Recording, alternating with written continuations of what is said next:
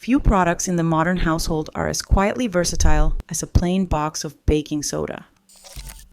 It leavens bread, scours away baked-on grime, and neutralizes the stale air inside a refrigerator.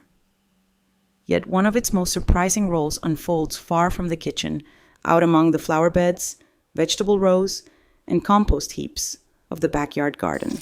For generations, gardeners have reached for this unassuming white powder as a gentle and affordable alternative to the harsh synthetic products that crowd the shelves of most garden centers. It costs only pennies per use. It waits on nearly every grocery aisle, and it rarely carries the hazards that come bundled with industrial pesticides and fertilizers. What follows is a tour through the many ways a single, common ingredient earns its keep in the gardener's shed, from fighting stubborn fungus and turning away hungry insects to reading the chemistry of the soil, sweetening summer tomatoes, and coaxing extra days of life out of a fading bouquet.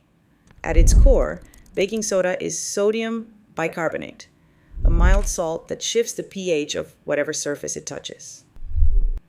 That simple chemistry, harmless to people in small amounts, is precisely what makes it so useful among living plants, where small changes in acidity and alkalinity can tip the balance between thriving and struggling.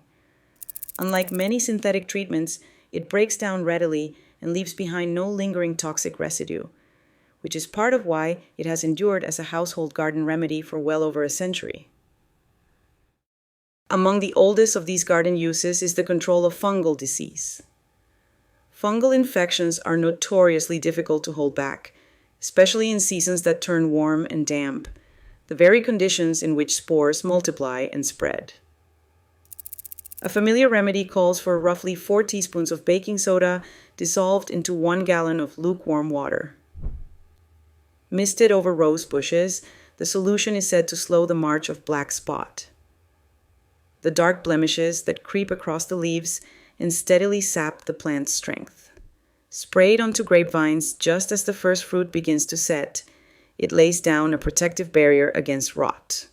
The same mixture has long been turned against powdery mildew, that telltale white dusting that settles on the foliage of countless species but seems especially drawn to squash. Some gardeners take an extra step, scattering a light sprinkle of the powder over tomato plants in hopes of discouraging slugs and the appetite of the tomato hornworm. The reasoning behind it all is straightforward enough. By nudging the surface of a leaf toward alkalinity, the powder creates an environment in which fungal spores struggle to take hold. It is worth noting that it works best as a preventive measure, applied before an outbreak takes root rather than after the damage is done, since it suppresses new growth far more effectively than it reverses the old. Insects present a different sort of campaign, and here too, baking soda has carved out a role. Aphids and spider mites rank among the most maddening pests a gardener can face. Both feed by piercing the surface of leaves and drawing out the moisture and nutrients within, leaving plants pale, stunted, and slowly drained of vigor. One traditional countermeasure blends 2 cups of water with 2/3 of a cup of olive oil and a single teaspoon of baking soda. Poured into a spray bottle and misted across the affected foliage, the oily film is thought to smother the soft-bodied invaders, while the powder leaves the surface far less inviting. For gardeners wary of commercial chemicals altogether, a broader homemade pesticide offers another option.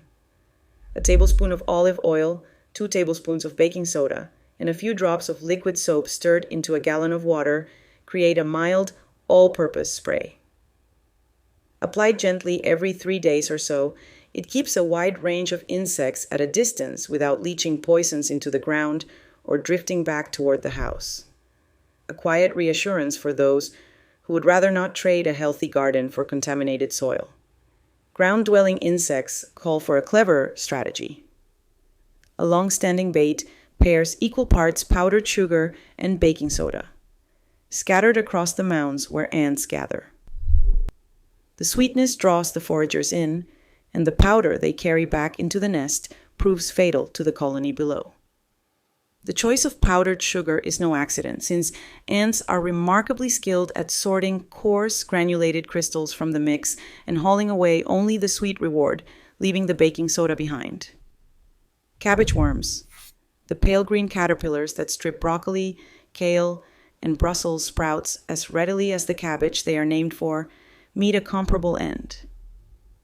A half and half blend of plain flour and baking soda, sifted across the leaves of these brassicas, leaves the thick foliage unharmed while proving deadly to any caterpillar that feeds on it. For the pests that take to the air, yet another preparation steeps 1 teaspoon of baking soda with 1/3 of a cup of mustard oil. Once diluted in warm water, the resulting spray doubles as a rough mosquito and insect repellent across the yard. Beyond pests and disease, baking soda doubles as a diagnostic instrument. Plants draw their minerals upward through their roots, but soil that drifts too far toward acidity or alkalinity throws that delicate process out of step. The stakes are higher than they might seem because ground that sits too far to either extreme can lock away nutrients such as iron and phosphorus, leaving plants hungry even in earth that appears rich. A simple experiment can hint at where a garden's soil falls along that scale. A spoonful of earth mixed with vinegar that erupts into bubbles points to alkaline ground, with a pH of 7 or higher.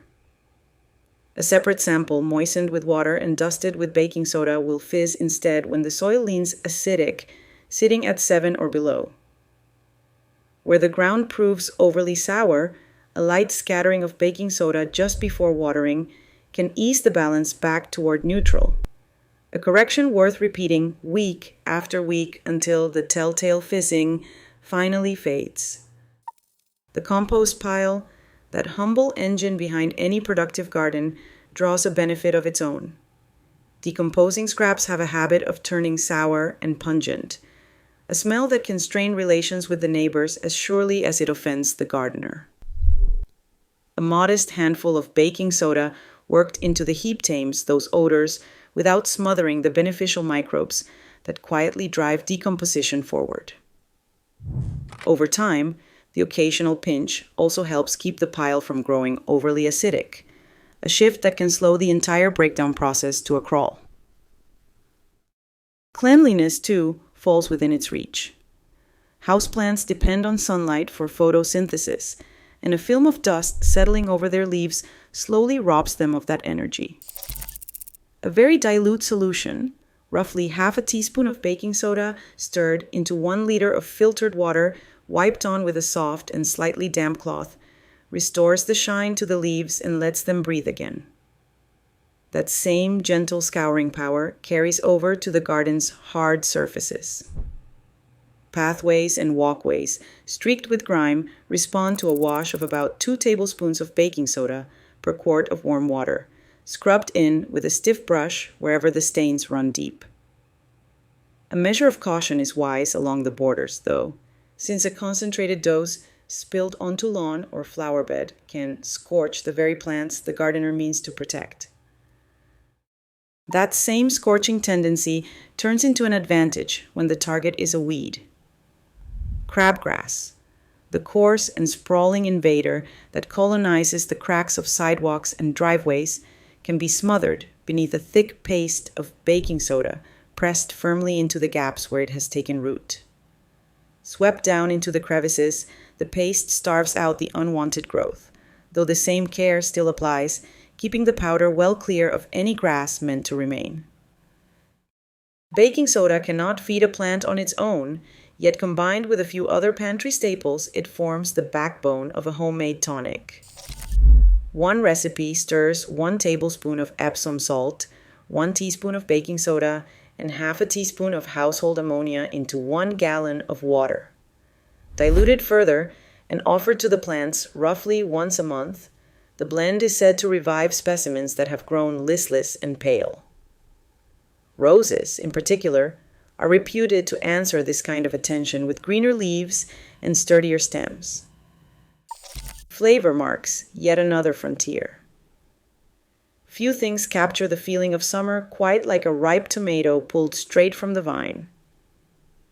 A light sprinkle of baking soda over the surrounding soil is believed to draw out an extra measure of sweetness by gently easing the acidity around the roots, so long as the powder stays off the plant itself.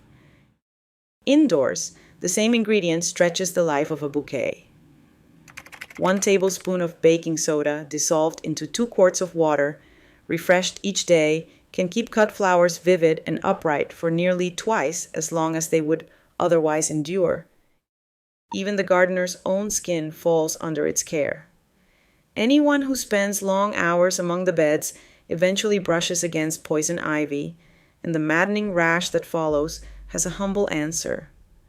Half a cup of baking soda stirred into a warm bath offers relief across a long soak, while a thick paste of baking soda and water, or of baking soda and apple cider vinegar, can be smoothed directly over the rash to quiet the itch.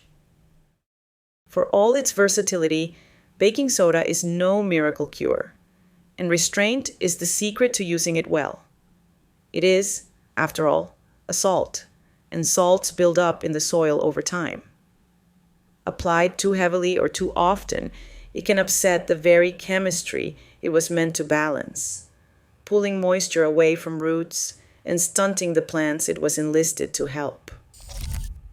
The gardeners who lean on it most successfully treat it as a gentle and occasional ally rather than a daily habit, a single inexpensive ingredient that, handled with a measured hand, quietly proves its worth in nearly every corner of the garden, from the soil below to the blossoms on the windowsill.